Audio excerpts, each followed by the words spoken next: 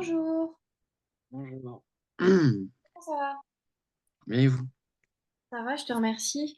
Alors, on va finir ce qu'on avait commencé la dernière fois, donc la petite activité là autour des documents par rapport à l'eau en Californie. Et ensuite, on va essayer de finaliser notre cours sur les ressources et les risques en voyant l'exemple de la France. Alors, la dernière fois, on avait analysé les documents ensemble, mais on n'avait pas répondu aux questions. Est-ce que tu as fait les questions pour cette fois-ci? Euh, non, Non? non, on n'avait pas répondu aux questions. Ok. Enfin, Est-ce que tu veux que je te laisse 10-15 minutes pour essayer d'y répondre? je veux bien. Ok, donc on se dit 10-15 minutes pour essayer de répondre aux questions. Bien évidemment, tu peux te servir de ce qu'on a vu la dernière fois autour de l'analyse des documents et normalement répondre aux questions, ça devrait être très très rapide, comme on a déjà vu ça la dernière fois. Ok? Donc 10-15 minutes pour répondre aux questions en te servant de ce qu'on a vu la dernière fois. Ok? Ok.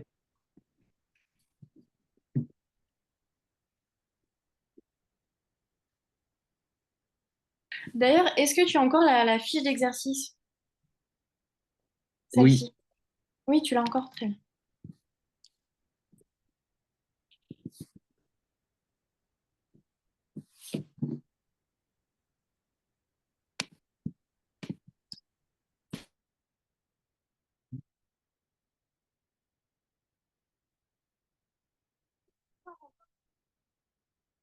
Comment ça, tu l'as pris en cours?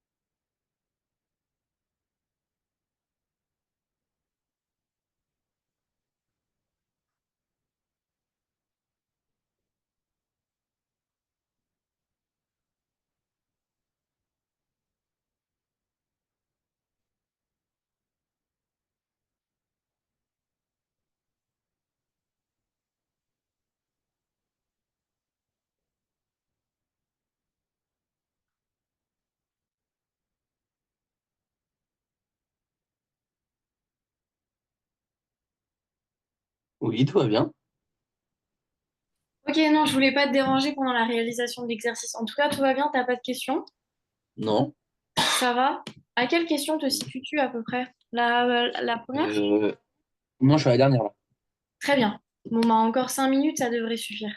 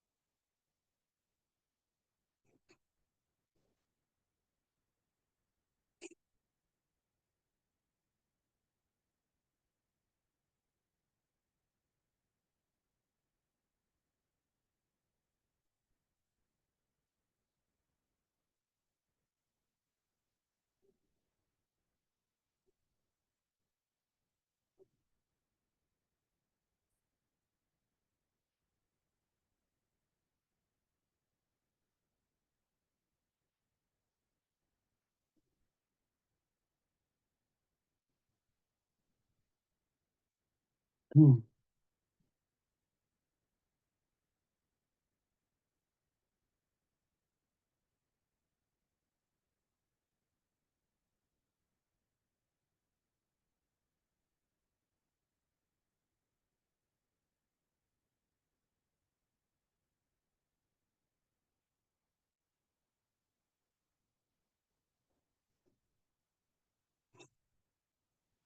J'ai fini. Très bien. Alors, la première question, il fallait simplement regarder la carte et étudier finalement la répartition de l'eau en Californie. Alors, qu'est-ce que tu as trouvé? Déjà, qu'est-ce que tu peux dire par rapport à cette répartition? Homogène, hétérogène? Bah, elle est un peu homogène là. Alors, pourquoi elle est homogène? Vu que ça dépend un peu des régions. Ah oui, du coup, c'est assez inégal. Finalement, Oui. ça dépend assez des régions. Bon, en tout cas, il y a un très fort déséquilibre ici dans la répartition de l'eau. Alors, comment tu peux expliquer ce déséquilibre? Déjà, il y a tout le côté vers le désert de Moava qui n'est pas du tout alimenté en eau. Très bien. Et on voit aussi que du coup, qu'il y a des barrages qui emmènent l'eau vers le milieu du Nevada. C'est ça. Alors finalement, la Californie, c'est un territoire assez aride, donc il y a des facteurs géographiques, climatiques, mais aussi économiques euh, qui expliquent finalement ces fortes inégalités de répartition de l'eau. Bon, on l'a dit, c'est une région qui est semi-aride. Elle est fortement dépendante de quelques grandes sources d'eau, les barrages par exemple. Mais puisque les barrages sont finalement nécessaires à l'approvisionnement de la Californie en eau, ça veut aussi dire qu'il y a des facteurs économiques dans les régions un petit peu moins développées économiquement. Là où le paysage ne le permet pas non plus, on n'a pas pu construire des barrages. Et Mm. donc, ces zones-là, elles sont un petit peu moins, voire beaucoup moins approvisionnées en eau. Euh, Par ailleurs, le nord de la Californie est assez humide avec beaucoup de précipitations. Le sud est beaucoup plus sec et plus densément peuplé. Alors, la répartition de l'eau en Californie euh, est très déséquilibrée, voire inégale. Des facteurs géographiques, là où on ne peut pas installer de barrage, climatique, car le sud est très aride alors que le nord est très humide, et économique, lorsqu'on n'a pas les moyens de mettre en place toutes les infrastructures nécessaires, que ce soit des barrages, mais aussi des stations de pompage, des tuyaux, etc. Euh, la Californie est une région semi aride avec un nord très humide et un sud très sec. Bon, aussi, il y a des inégalités au niveau de la densité de la population. Là où les régions, enfin, dans les régions où il y a beaucoup plus de population, ça va être aussi plus difficile d'avoir de l'eau courante pour tout le monde. Est égal inégalité d'accès à l'eau. Très bien. La question 2. Pour la question 2, il fallait un petit peu plus se concentrer sur le texte juste ici.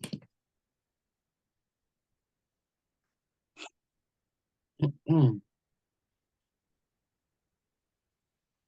Alors, montrer les pressions qui s'exercent sur les ressources en eau en Californie. Il fallait montrer un petit peu ici les inégalités. Qui était privilégié pour avoir accès à cette ressource, qui au contraire était un petit peu délaissé. Déjà, les fermiers de l'Imperial Valley Mhm. qui sont privilégiés et aussi, du coup, plusieurs Californiens qui vivent dans le sud-ouest, donc 20 millions. Ouais. Alors, et pourquoi finalement ces 300 fermiers sont privilégiés? Vu qu'eux, ils sont vraiment dans l'endroit le plus assez aride. Ouais, mais encore. Il y a une autre information qu'il fallait repérer par rapport à ça. Mm.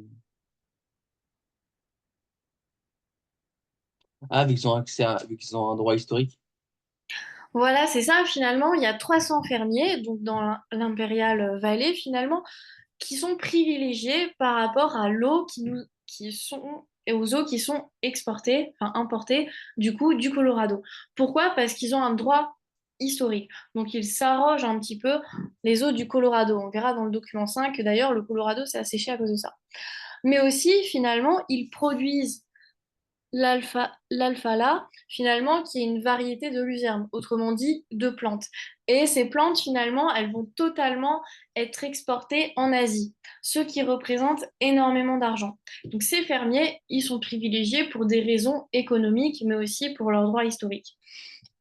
Au contraire, du coup, 20 millions de Californiens du sud-ouest, autrement dit la région la plus aride, sont finalement délaissés au profit de l'économie engendrée, créée par les fermiers de l'Imperial Valley. Ok, qu'est-ce qu'on peut dire maintenant sur les zones urbaines? Ça, c'était un petit peu plus par rapport aux zones agricoles, les zones urbaines. Comment ça se passe?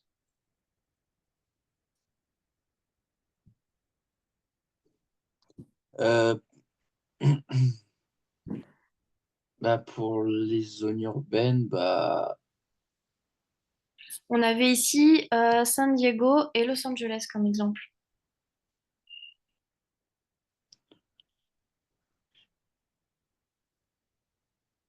c'est les villes en pleine croissance, du coup, qui vont utiliser le plus d'eau. Mhm, c'est ça. Euh, Finalement, ce qu'on peut noter, c'est qu'il y a des zones urbaines qui sont des villes en développement, finalement, en pleine expansion démographique, comme Los Angeles ou San Diego. Bon, en tout cas, elles ont une demande toujours plus croissante en eau, comme elles s'agrandissent, comme elles sont de plus en plus peuplées et comme elles s'industrialisent aussi. Elles ont besoin de toujours plus d'eau.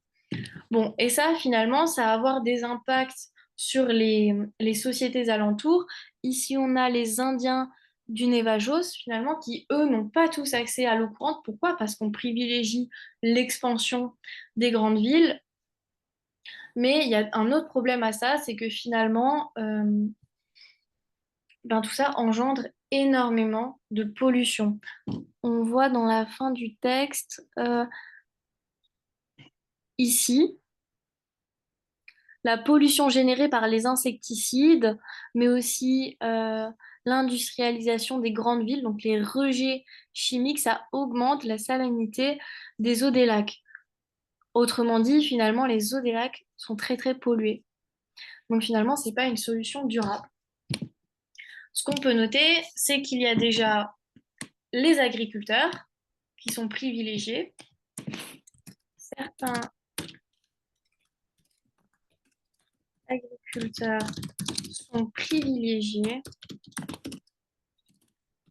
grâce à un droit historique qui leur permet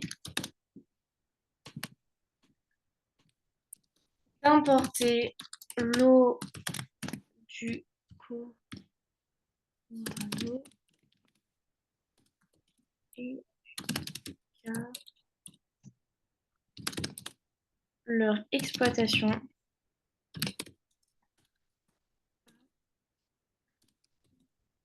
a un fort impact économique. Est-ce qu'ils nous ont donné un chiffre par rapport à ça?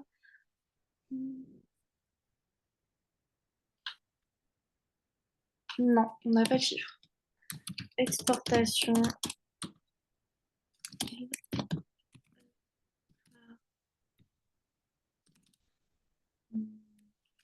en Asie.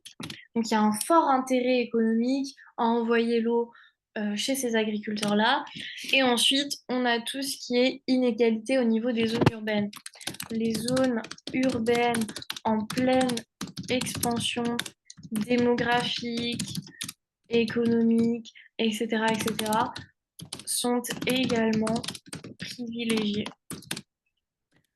San Diego et Los Angeles,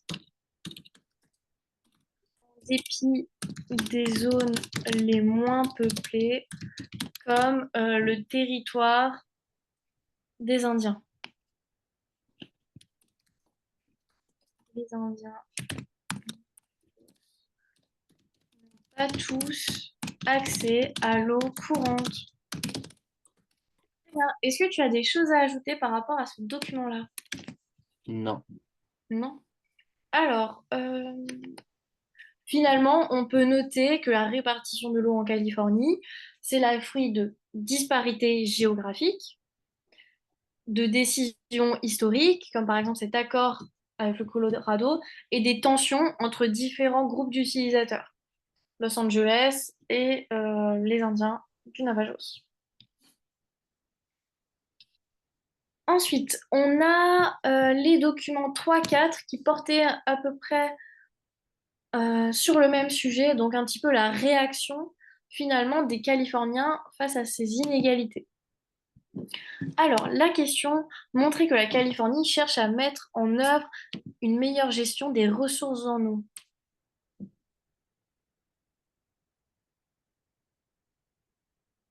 Bah, bah, déjà, ils prennent le système de gouttes pour l'agriculture. Mhm. Et pour tout ce qui est dans les plantes locales, ce qu'ils vont faire, c'est ren- euh, ils vont remplacer en fait les jardins par des jardins secs ou avec ou avec des plantes locales. Exactement. Et il y a aussi finalement l'arrosage de ces plantes avec des eaux usées. Bon, en tout cas, ce qu'on peut noter, c'est qu'on voit que ici la pelouse est complètement verdoyante parce que, en contradiction avec leurs ressources en eau, les Californiens sont des très très grands consommateurs d'eau. Ils vont arroser leur jardin avec des arrosages automatiques, etc., etc. Mais finalement, les comportements individuels et collectifs essayent un petit peu de changer. Donc, on essaye de mettre en place des techniques finalement pour essayer de limiter la surconsommation d'eau. Et pourquoi? Tout simplement parce que les ressources en eau en Californie sont multiples. Il y a des conflits d'usage, etc., etc. Donc, on essaye de limiter les arrosages automatiques des jardins en mettant en place des systèmes où finalement ce sont les eaux usées qui vont arroser ces jardins-là. Euh, on a aussi le remplacement des pelouses par des plantes locales qui demandent beaucoup, beaucoup moins d'eau vu euh, elles sont adaptées à ce climat aride. Et on a ici un système d'irrigation au goutte à goutte où ça vient directement arroser le pied. Comme ça, l'eau ne se perd pas dans la terre ou sur les feuilles. Ok. Ok, très bien. Donc, question 3, on avait finalement ces comportements des Californiens qui accentuent, amplifient la crise finalement de l'eau. Bon, des solutions sont mises en place pour limiter la surconsommation d'eau. Utilisation des eaux usées pour arroser. Privilégier les plantes locales habituées au climat aride et système du goutte à goutte pour limiter les pertes d'eau engendrées par les arrosages automatiques habituellement très utilisés par les Californiens. Ensuite, on nous demandait de nous intéresser au dernier document. Celui-ci, il n'y avait pas spécifiquement de questions là-dessus. Juste, il fallait noter que le Colorado s'était asséché à force d'exporter en Californie. Et donc, il y avait un accord international pour pallier non seulement à ce manque d'eau en Californie, mais aussi pour essayer de pallier cette sécheresse euh, du Colorado. Donc finalement, le Mexique et les États-Unis, ces deux exemples-là, se sont engagés à essayer de ramener à nouveau de l'eau dans le Colorado. Ok. Est-ce que tu as des questions? Non. Non, ça va? Oui, ça va. Alors, ensuite, on va reprendre un petit peu au niveau du cours en voyant plus spécifiquement l'exemple de la France face aux risques, face à ses ressources sous tension. Alors, on reprend le chapitre 1.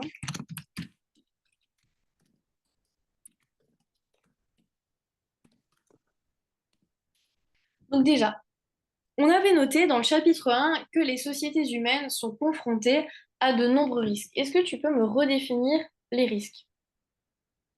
Euh, y- Risque naturel, Mhm, très bien. technologique, Mhm, par et exemple. c'est tout.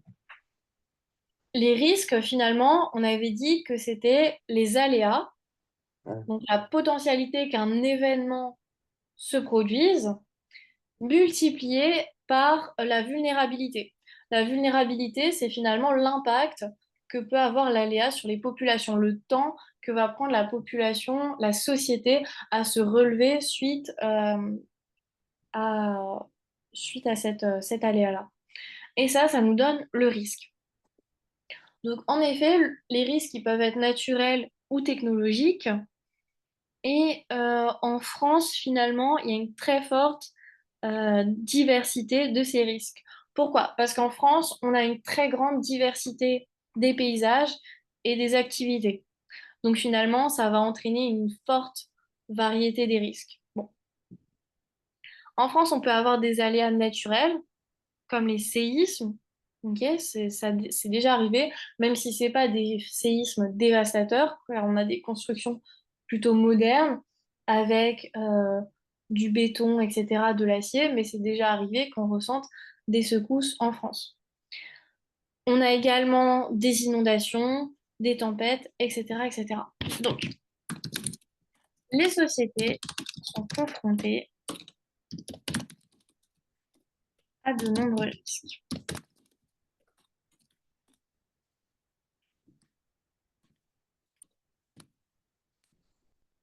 Risque est égal aléa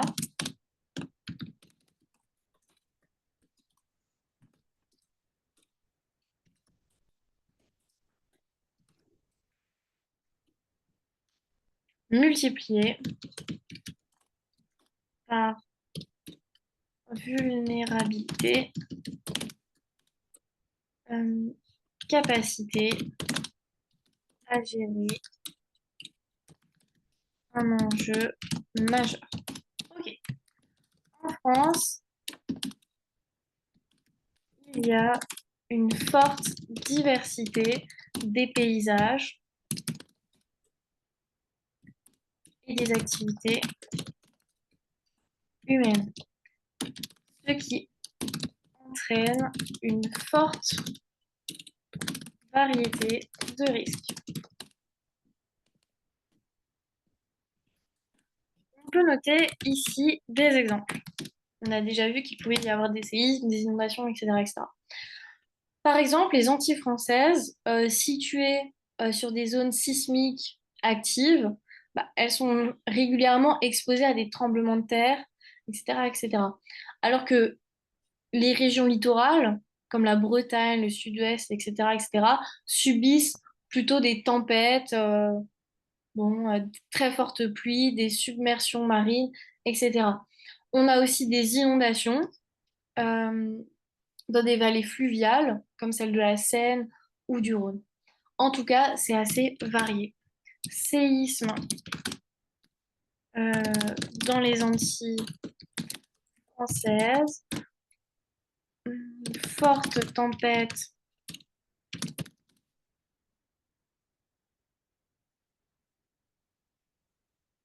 et submersion marine en Bretagne ou dans le sud-ouest, tout ce qui était finalement en face de l'océan, et inondation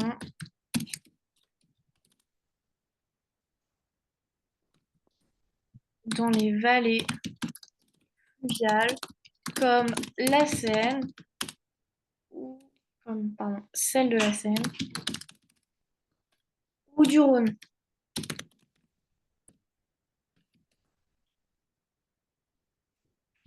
C'est aussi exacerbé un petit peu par le changement climatique en réalité. Alors, on a aussi en France de forts risques technologiques. Donc, exemple de risques naturels et on a aussi des risques technologiques. Alors, est-ce que tu connais des risques technologiques auxquels on peut être confronté en France? Euh, accident nucléaire. Très bien. Alors, accident nucléaire. En France, on a pas mal de centrales, même si beaucoup ont été fermées. On a des risques d'accident nucléaire. Accident nucléaire, euh, par exemple, du Castin, finalement, qui pose des enjeux de sécurité importants. Les centrales posent des enjeux de sécurité et de pollution aussi importants. On a aussi les sites industriels, comme le Lubrizol, bon, à Rouen, etc. C'est un petit peu pareil. Slash les sites industriels comme le Lubrizol. On a aussi le transport de matières à risque, de matières dangereuses. Ça, c'est lié finalement à notre taux de développement, aux activités humaines qui sont exercées en France. Bon, on a le transport de matières dangereuses sur les autoroutes, par exemple, qui peuvent poser problème, ou par voie ferrée. C'est toujours un risque de transporter des matières explosives, des matières fortement polluantes, etc., etc. Ok, on a aussi les accidents industriels, les pollutions chimiques, les métaux lourds, etc., etc., qui peuvent être reversés dans les eaux, bon, ou enterrés, les fuites radioactives.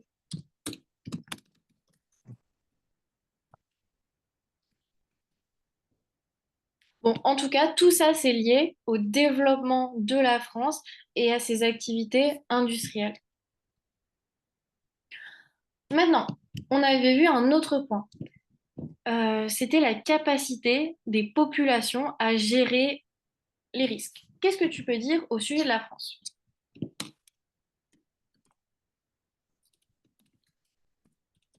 Euh, Déjà, il y a l'activité pétrolière, non? Hum, Non, Ah, par exemple, parler de la gestion de la France face aux risques. Qu'est-ce que tu en penses? en vrai, elle est moyenne, on va dire. Alors, pourquoi? Vu que Naturel. parfois, Mhm. je sais pas comment expliquer. En fait, ils savent qu'il y aura un risque, mais ils n'arrivent pas à bien le calculer. Ok, pourquoi par exemple? Par exemple, il y a avant les vacances, lors de la tempête de neige qu'il y avait eu, qu'il y a Ok, qu'est-ce qui se passait avec la tempête de neige? C'est que de base, ils avaient annoncé une petite précipitation de neige et finalement, c'était une grosse précipitation qui s'est prise sur toute la France et qui, du coup, a bloqué beaucoup de véhicules et fait des accidents. Mhm. C'est ça, finalement, il y a ce problème-là avec les risques, c'est que c'est finalement le fruit d'une potentialité. Donc finalement, c'est quelque chose qu'on a du mal à prévoir. Bien qu'il y ait Météo France, etc., etc., qui sont des systèmes de surveillance assez performants, ça ne reste que des prévisions. Donc c'est vrai qu'il y a certains imprévus qu'on a du mal à prévoir ou qu'on ne considère pas assez. Bon, alors déjà, la France face au risque. Bon, il faut partir du principe que la France, c'est un pays développé. Donc, elle a les moyens finalement de se construire après les risques, mais aussi de les anticiper. Donc, la France a développé une gestion proactive basée sur sur trois piliers principaux. Est-ce que tu te souviens des piliers principaux? On les avait déjà vus la dernière fois pour gérer les risques.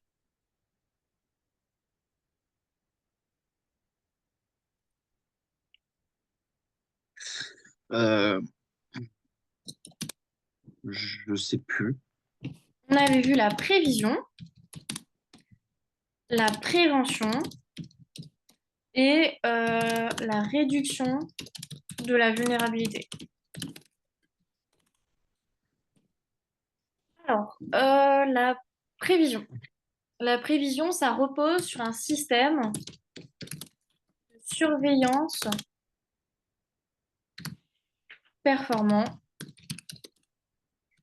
comme par exemple ceux de Météo France, ça reste de la prévision, comme ceux de Météo France ou du Bureau des recherches géologiques et minières, BRGM. Ok, bon, finalement, ça va permettre d'anticiper les aléas et de diffuser des alertes. Est égal anticipation des aléas et diffusion des alertes.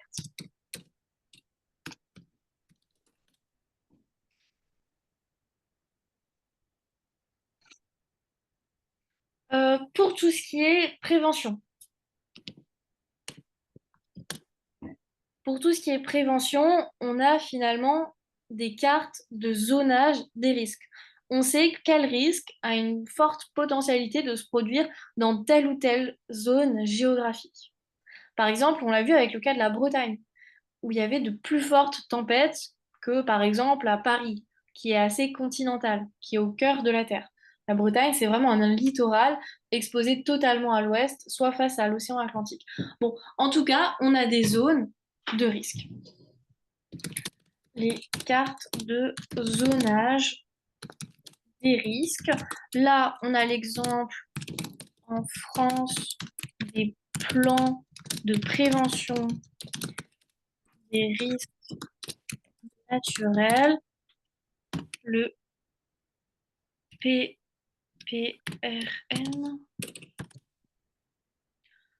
Là, ça a pour but de vraiment identifier les zones et les zones exposées.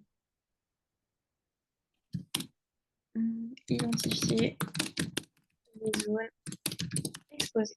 Ok.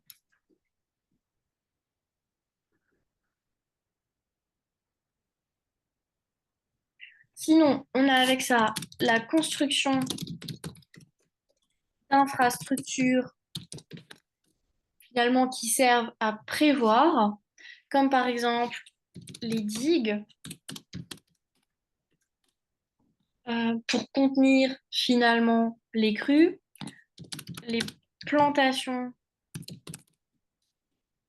de haies pour limiter le glissement de terrain ou encore tout simplement l'éducation des citoyens. Alors, je rappelle juste, les digues, c'est pour contenir les crues, les plantations de haies, limiter le glissement des terrains, l'éducation, bah, tout simplement pour sensibiliser les citoyens, comme par exemple ce chapitre de Géo.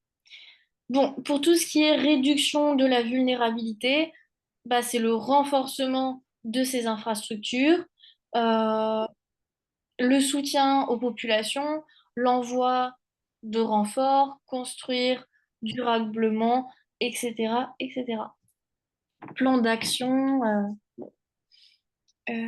implique le renforcement des infrastructures,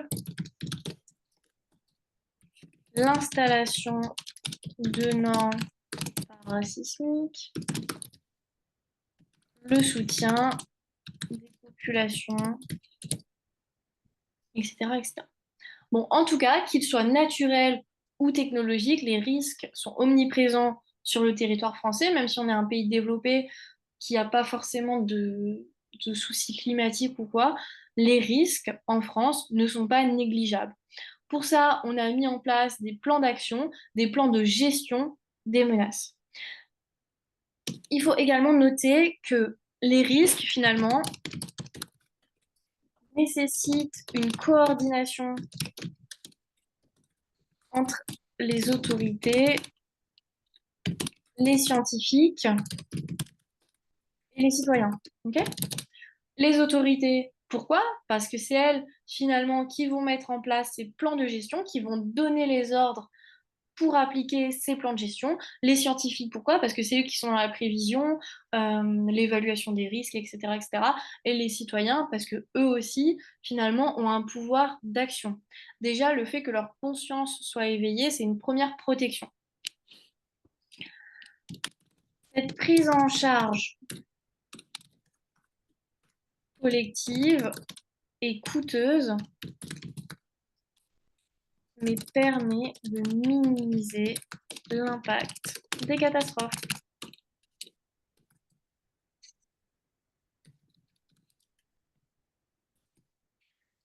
Est-ce que tu as des questions? Non. Très bien. Alors, on va ensuite passer au grand 2, tout ce qui est ressources. Alors, est-ce que tu as un petit peu vu en classe les ressources majeures sous tension pour le cas de la France? Hmm, oui, je crois. De quoi tu te souviens à peu près? Euh, pas de grand-chose. Bon, ben, on va revoir ça ensemble avec le temps qui nous reste. Déjà, faut noter que les ressources naturelles sont indispensables au développement des sociétés. Ok, que ce soit en termes de croissance démographique, de mutation économique, etc., etc., on a besoin des ressources majeures. La France, elle a beaucoup d'atouts. Son niveau de développement, son climat, etc., etc. Mais elle n'échappe pas à ces tensions. Par exemple, l'eau, l'énergie, etc., etc. Ok, donc retiens juste que les ressources sont nécessaires au développement et que même en France, malgré nos atouts de développement et nos atouts climatiques, on a des tensions. Les premières tensions, c'est les ressources en eau. Là, en fonction du territoire, on n'est pas tous servis de la même façon en eau. Bon, la France, globalement, elle bénéficie d'un accès relativement abondant à l'eau. On a un climat tempéré et on a un fort réseau hydrographique. Donc la France bénéficie relativement d'un accès abondant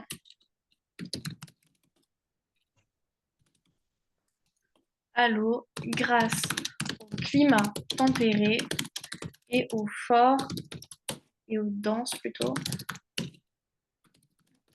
réseau hydrographique. Cependant, cette ressource, elle est inégalement répartie sur tout le territoire.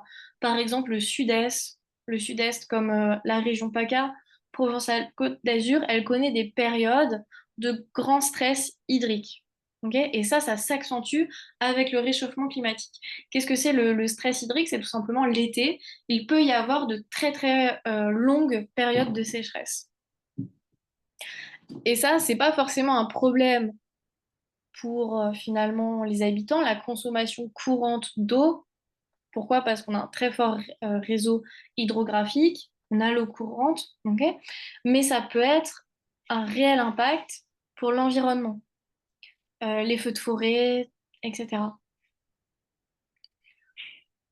Euh, alors que d'autres zones comme le nord-ouest, la Bretagne, la Normandie ne sont pas du tout impactées par l'approvisionnement en eau. Ok, donc on va noter stress hydrique dans le sud-est,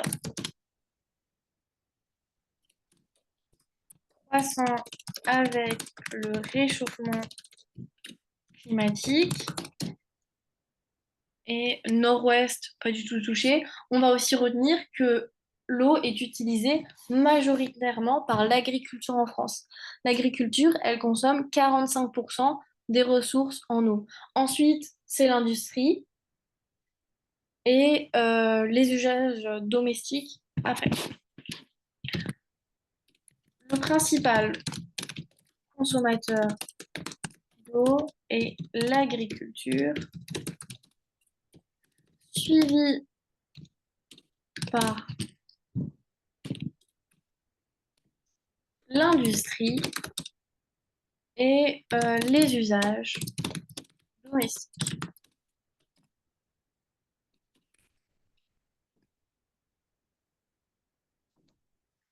On peut noter un exemple marquant ici en 2022.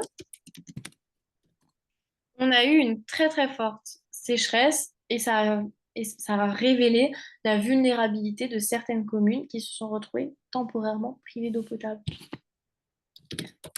Forte période de sécheresse, certaines communes ont été privées d'eau potable est égale vulnérabilité de certaines communes. Bon, on a vu que la Bretagne était plutôt chanceuse par rapport à son accès à l'eau. Cependant, elle rencontre un problème différent. Elle a l'eau en abondance, ça c'est vrai, grâce à son climat tempéré, très humide. Cependant, elle rencontre un problème au niveau des nappes phréatiques.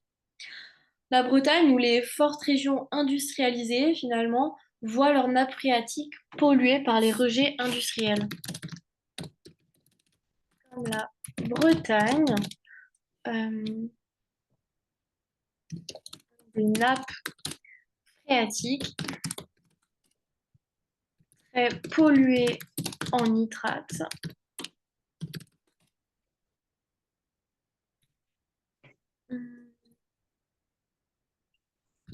Dû finalement à l'activité et au rejet industriel. Bon, finalement, pour répondre à ces deux défis, des politiques de gestion durable sont mises en place. Ok, ça inclut la construction de retenues d'eau, des barrages, etc., des réserves, le développement de techniques agricoles moins gourmandes en eau et l'amélioration des réseaux d'approvisionnement pour limiter les pertes. Pour y répondre, on peut noter infrastructure de retenue d'eau, amélioration des réseaux, techniques agricoles, moins consommatrices. Est-ce que tu as des questions? Non. Non? Très bien. Alors, la dernière fois, on avait vu un point par rapport aux ressources énergétiques. Et on avait dit que certains pays étaient assez dépendants finalement des pays exploitateurs du pétrole, du gaz, etc., etc. Et cetera. Et que certains pays, même s'ils étaient très développés, finalement devaient exporter ces énergies-là et finalement étaient dépendantes. Et moi, c'est un petit peu le cas de la France. Alors la France, elle est extrêmement dépendante des énergies fossiles comme le gaz et le pétrole. Mais ces énergies-là, elle ne les produit pas, elle doit les importer massivement. Ok? C'est pour ça qu'on a aussi essayé de mettre en place beaucoup de nucléaire qui fournit 70% de l'électricité. Bon, en tout cas, la France essaye de trouver des techniques pour contrer un petit peu cette dépendance. Mais ça a évidemment des impacts. Donc, la France est fortement dépendante de l'importation des énergies fossiles telles que le gaz et le pétrole. Est-ce que tu te souviens des exemples qu'on avait vus des pays exportateurs de pétrole et de gaz? Euh, le Qatar. Très bien. et la Russie. Voilà, très bien. Le Qatar pour le pétrole, la Russie pour le gaz. Bon, néanmoins, pour contrer tout ça, la France, elle essaye d'une part de développer son activité nucléaire pour produire 70% de l'énergie. Bon, c'est un très fort consommateur de CO2, c'est pas forcément super. Il y a plein de déchets radioactifs. Du coup, la France, elle essaye de se diversifier en investissant dans des énergies renouvelables comme l'éolien, le solaire, l'hydroélectrique, etc., etc. Et ça représente aujourd'hui 20% de la production euh, d'électricité nationale. Tout ça, ça coûte extrêmement cher. C'est des techniques qu'on doit encore développer et ça implique parfois la destruction du paysage, comme par exemple l'installation d'éoliennes. Donc ça a aussi énormément de points négatifs. Ce qu'on va retenir, c'est que la France est extrêmement dépendante des énergies fossiles et donc de l'importation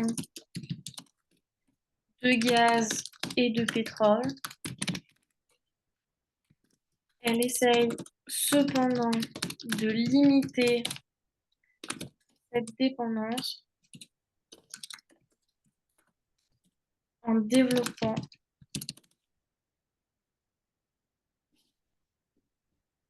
le nucléaire.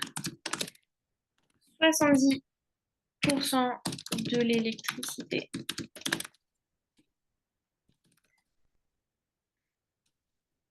mais très polluant à cause des déchets radioactifs et autres. Donc la France se diversifie donc,